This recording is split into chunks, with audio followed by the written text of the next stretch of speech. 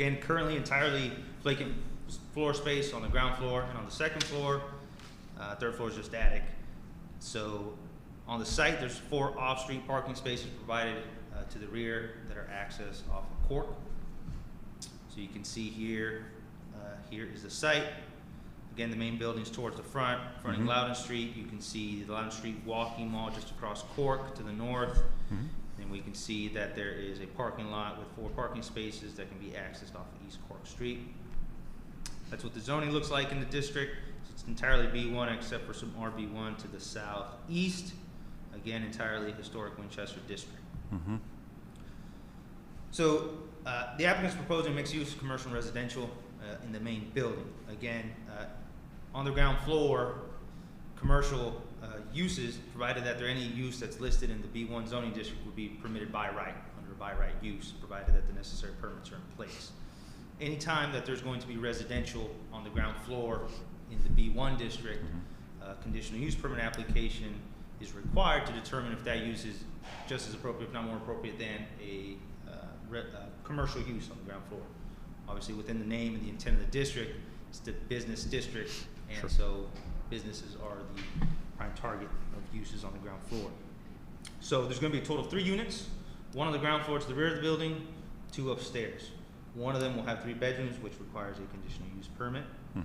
So as submitted, and I'll let the applicant go into the details of the rooms and the units, but just a code analysis, as submitted, this would not exceed the permitted residential density. I think they can have up to 8 units by right based on the lot area. The applicant's requesting 3. All the units meet the minimum and average required floor areas in the B1 district, so no issues there. I know that one of the big questions is access.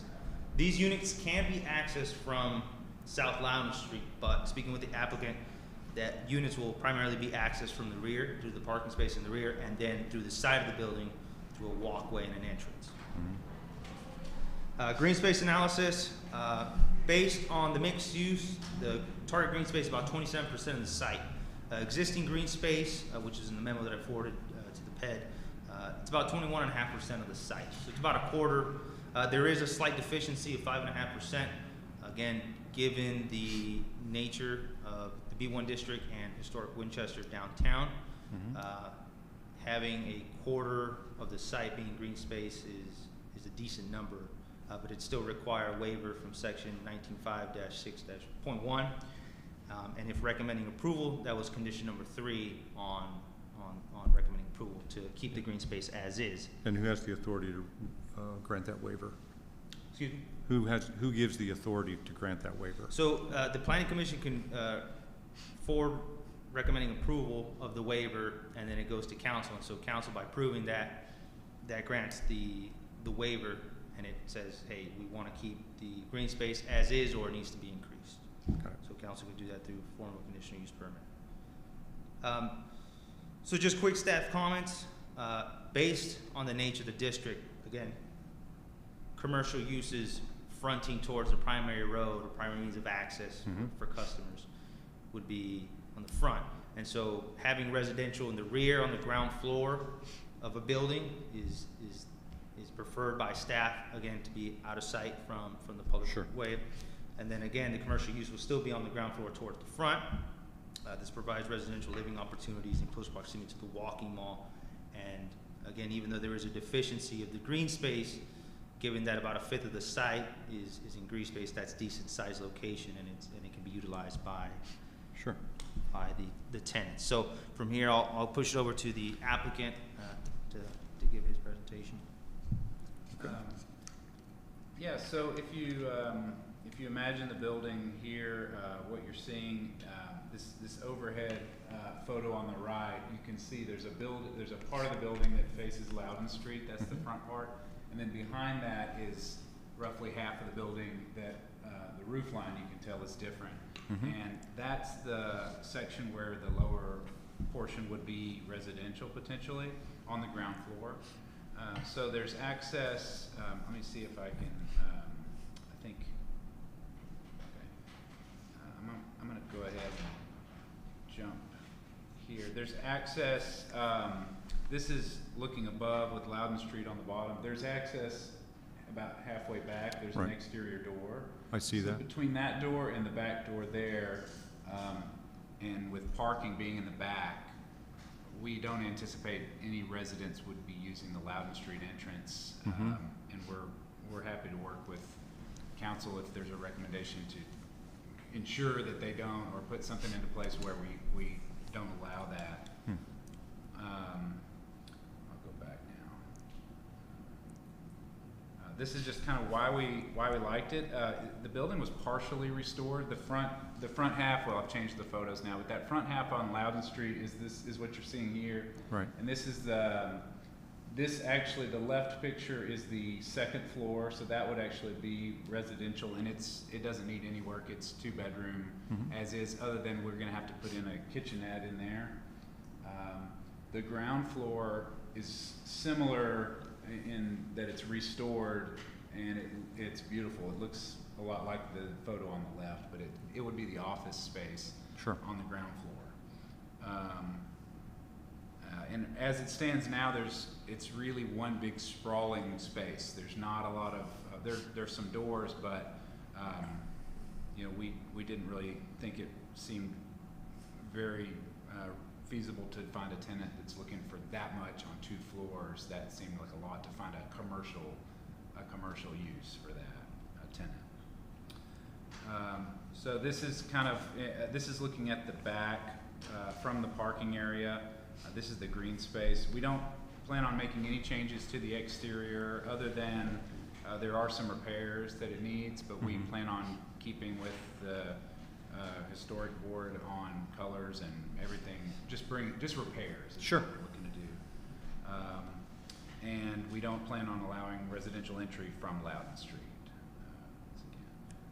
So this is where we were a second ago. This shows the units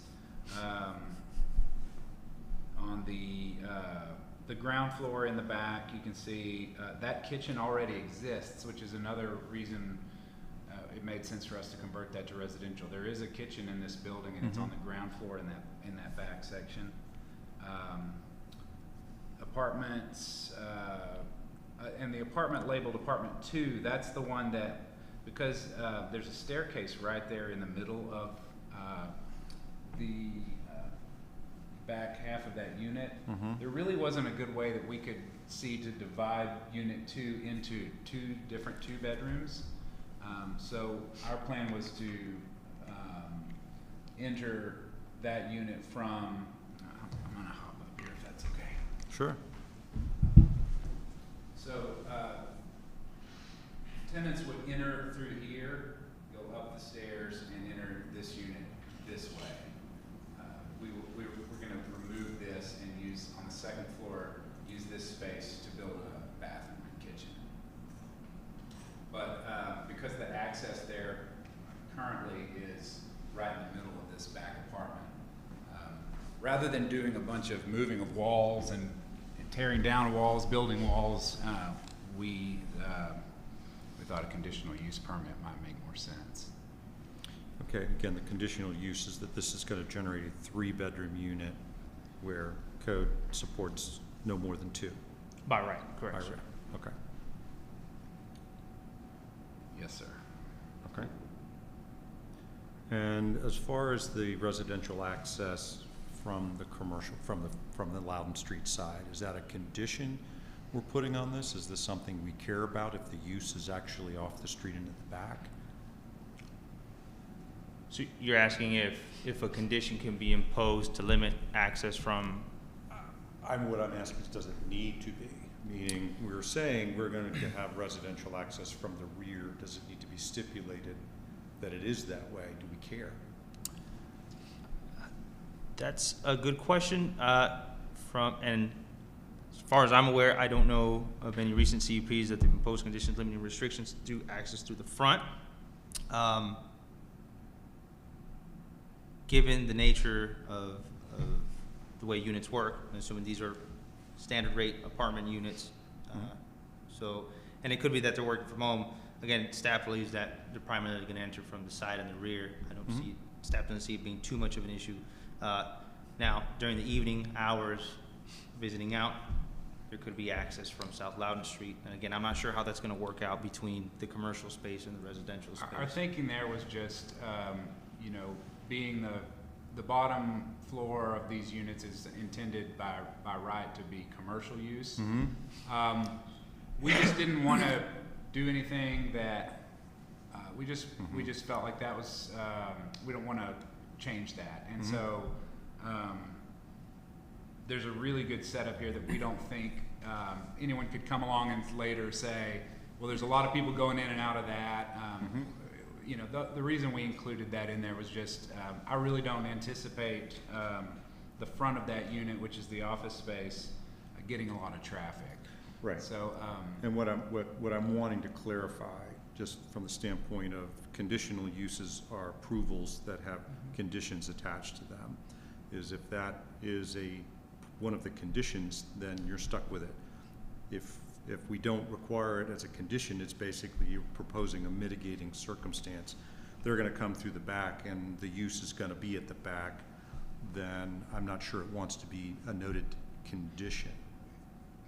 I'm not requesting it to be a noted condition. No, Okay. and I don't believe it's, I haven't seen it anywhere. Alfredo can probably confirm, but I haven't seen that as something that's not allowed by right. Yeah, that's something to look into, if there's been other applications where they put conditions on. I mean, we I can, don't foresee it as an issue, though. yeah, we can state it in the review process that this is the plan, but I don't know that we want to put an absolute condition that Correct. thou shalt not. We'd prefer not to if, Yeah. you know, like if it's, you never know. I mean, it's not to say no one would ever use it. So yes, I think if it's, Okay, that's what we anticipate, but if it doesn't have to be a condition, we would prefer it not necessarily be added in there. okay. And so from the staff analysis, you're okay with 3 bedrooms. I mean, I see no issue with that. I see no issue with the residential at the back. I applaud you for committing to commercial on the ground floor front. I think that'll be helpful for the streetscape. You know, when you're getting into any of the exterior renovations, if it's like for like and just maintenance, that's not a requirement under the Board of Architecture review. If you change a condition or material, then it is. So I really don't see any significant problem as long as the green space waiver is part of the forwarded recommendation from the Planning Commission. I mean, it is what it is. I mean, the accessory building, do you have any future plans for that at this point, or just? I'm not sure yet. I don't, the parking is right in front of that garage opening. So to use parking for that, See if I can go back here. I don't know if there's there might be yeah, you can see the parking, Yep. the 4 spaces, you basically block 2 of the 2 garage door. It's one big door, but it's 2 wide. So we don't have any plans as far as, it's not part of our budget to rent that out Sure. right now. We anticipate it'll be storage and That's fine. no plans for that to be, definitely no renovation as of now. Okay. All right. Now, again, as far as the conditional use, if this gets voted to forward from PED next week, it still has the advertising requirement. Would go to the second council meeting in June to meet the advertising requirement. Yes, sir. I believe so. Okay.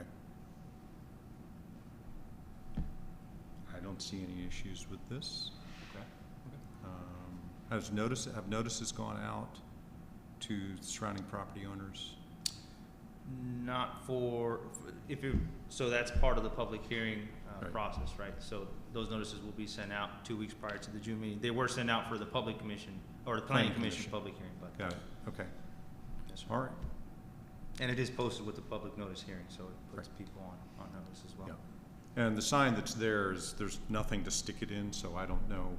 Actually, we just went by there and it was on the ground, so Yep. I'm not sure where it was. I didn't see it originally, but we can put it back up however it's, Yeah. however it was. Tape it or tie wrap it to the, On to the railing, railings. I think. Yeah, I think, can they stick it inside the window? Yes. As long as As long as it's it's visible and obstructed. Okay, we Yeah. can do that. Yeah, I think that'd be, Just saw that on the way here, so did I. So my offices are just on the next Okay. block. Okay. Okay, I see no issues with this. I would assume that this will be forwarded with favorable, but we'll see when my quorum is here. Okay. Thank you. Thank you for Very good. coming, and sorry if this delays anything, but hopefully it won't. Oh, that's okay. All right, I am not thinking we're gonna cover anything else. Counselor, at this point, without a quorum and the other items being able to wait, I would suggest that this meeting of the Planning and Economic Development Committee go into recess until June 1st at 2 p.m. Next Wednesday in this room, at which point we'll hopefully have a quorum and we will cover the rest of the items on the agenda. I'll make that motion, second it, and approve it. Let's do that. You're the chairperson, you just gavel All us right, into recess. This meeting is in recess until Wednesday, June 1st at 2 June p.m. 1st at 2 o'clock. Yep. All right. Cool. Thank you for being here.